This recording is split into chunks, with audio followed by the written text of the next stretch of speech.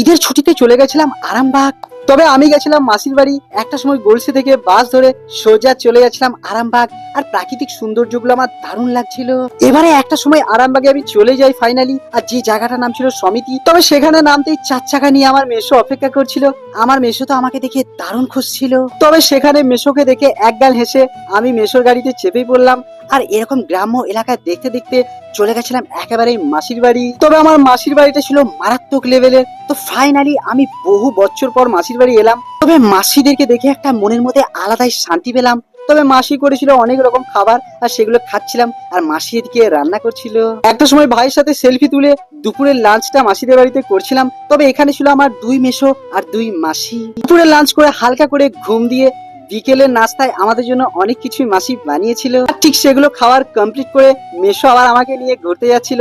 আর এই কয়টা দিন শুধুমাত্র আরামবাগেরই ভিডিও পোস্ট করব।